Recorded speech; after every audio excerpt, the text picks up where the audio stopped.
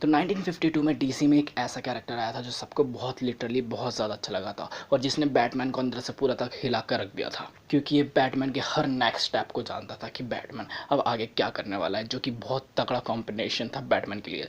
और ये था द रेड हुड।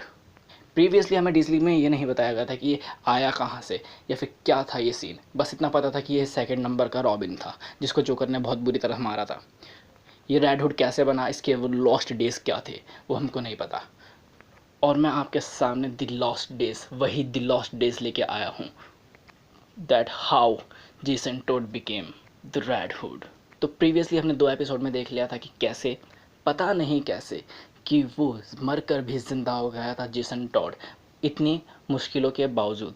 और वो लिटरली थोड़ा साइकिक और एंटी हीरो टाइप का बन चुका है, जिसको लिटरली बैटमैन से बहुत तगड़ा बदला लेना है, जिसने वो उसने एक स्टेप आगे आ चुका था बैटमैन से बदला लेने के लिए, बैटमैन को ब्लास्ट करने वाला था, बट पता नहीं क्यों उसने ऐसा नहीं करा।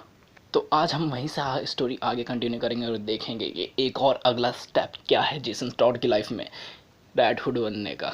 सो hey guys, this is your host and दोस्त and you are watching the comic teller, जहाँ पे मैं आपको एक्सप्लेन करता हूँ आपकी सारी favourite comics line by line and expression by expression. And for the more comics just check out the channel and stay tune with us. तो जितने भी एपिसोड है उन सब की प्लेलिस्ट की लिंक आई बटन पे फ्लैश हो रही है, उनको अगर आपने देख लिया हो तो फिर देर किस बात की, चलो फिर स्टार्ट करते हैं। Red hood the lost days part 3 school.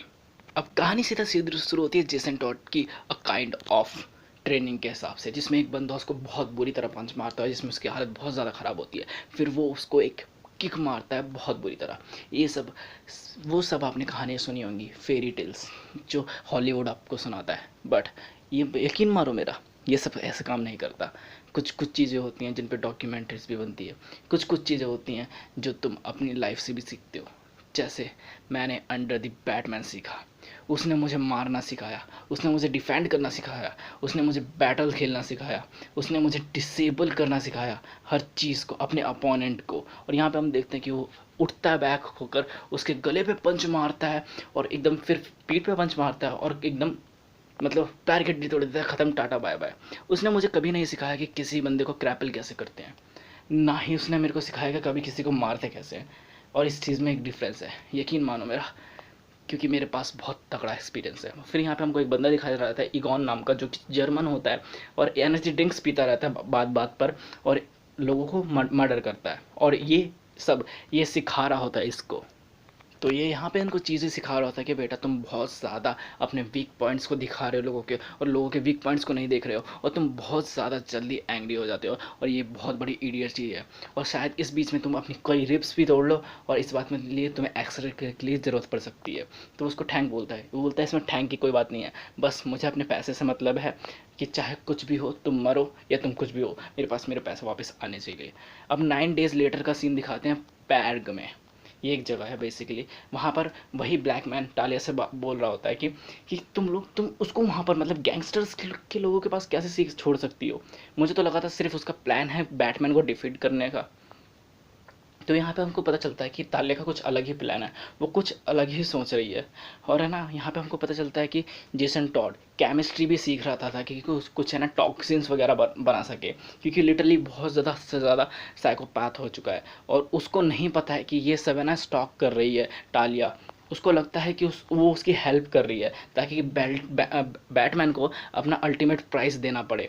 यहाँ पर वो बंदा बहुत ज़्यादा टेंशन में आ जाता है, क्योंकि वो बोलता है ये तो एकदम बेवकूफ़ बनती है। अगर उसने बैट लास्ट में अगर उस बंदे में ह्यूमैनिटी जाग गई और इतनी सारी स्किल्स वो सीख चुका है, और अगर उसने बैटमैन को मारने से मना कर दिया तो, और ये वापस इसको अपने फादर को भी नहीं दे सकती क्योंकि वो उसको मार देगा।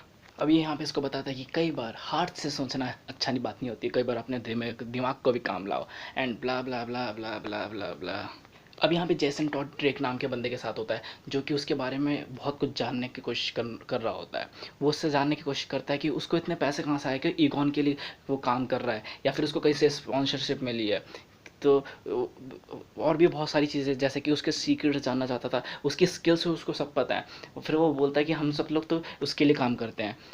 बट मेरे पास एक और बंदा है ईगॉन के अलावा, जो है ना इस सबसे काम है कि बहुत पैसे दे सकता है तो क्यों ना छोड़ के हम उधर जाएं। अब ये बातें सुन लेता है पीछे से ईगॉन, और वो आता है और इसको बहुत बहुत बहुत बुरी तरह मारने लगता है, और अपने आदमियों से बोलता है कि इसको बाहर लेके जाओ, क्योंकि ये इस बंदे को वेस्ट एंट्रेंस से लेके आ गया है जहाँ किसी से लाने की किसी को इजाज़त नहीं है।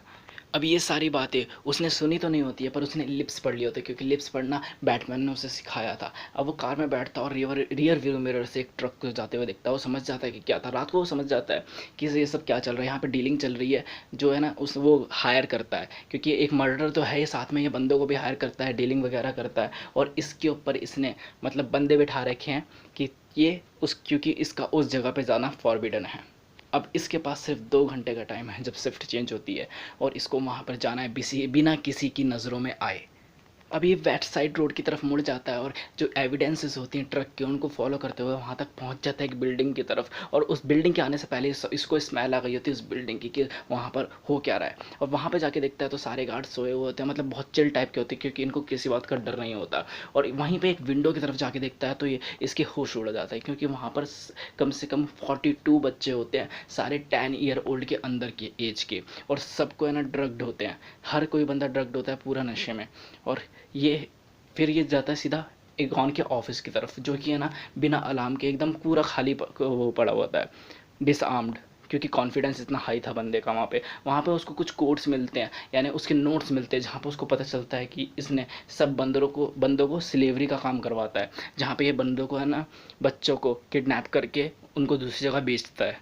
अब इसी बीच ट्रक स्टार्ट हो जाता है और वो बंदों को उस बच्चों को उसमें भरने लगते हैं। अब कम से कम इनको 40 से 45 मिनट लगेंगे बच्चों को भरने में, और इसको जाने में वहाँ तक 10 मिनट का टाइम लगेगा, और इस बीच पेनल्टी ऑफ टाइम है। तो बंदे जा रहे होते हैं लोगों को बस में भर के, 2 ड्राइवर के साथ, मतलब 2 बंदों के साथ।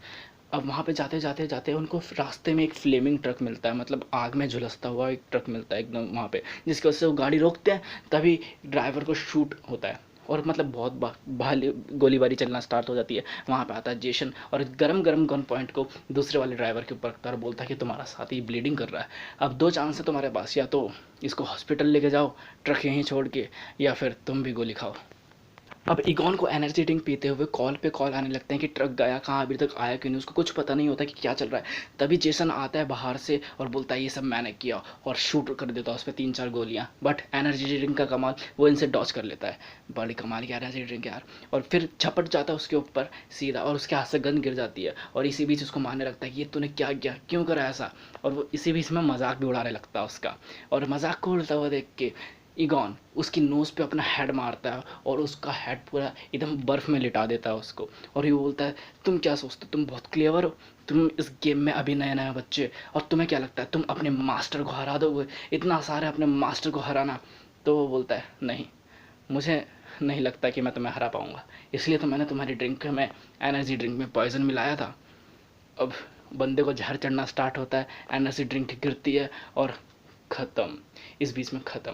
अब इसने ब्रिटिश एम्बेसी को बच्चे को दे दिया होता है यहाँ पे आने से पहले, और सारा का सारे जो भी एविडेंस जितने भी होते हैं उनको वहीं पे एट द पॉइंट ही चला दिया होता है। अब किसी को भी नहीं पता चलेगा कि यहाँ पे हुआ क्या।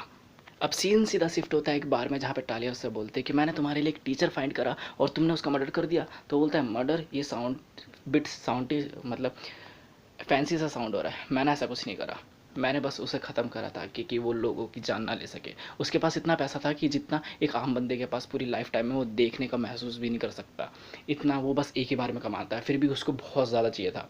तभी वो बच्चों को, छोटे बच्चों को किडनैप कर रहा था, उनको बेच रहा था, और शायद उनको सेक्स टॉयज़ की तरह भी बेच सकता था।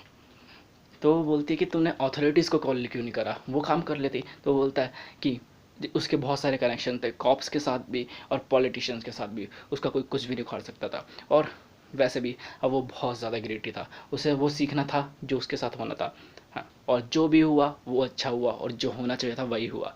मैंने उन लोगों को नहीं मारा, तुम मारती हो, मैं उनको उनके किए की सज़ा देता हूँ। और इसी बीच में वो हंसने लगती है, तुम हंस क्यों रही हो, तुम अच्छी सी चीज़ें सीख रहे हो। बोलता है या आई सपोज आई एम। तो इसी के साथ एंड होता है chapter 3, the lost days, red hood.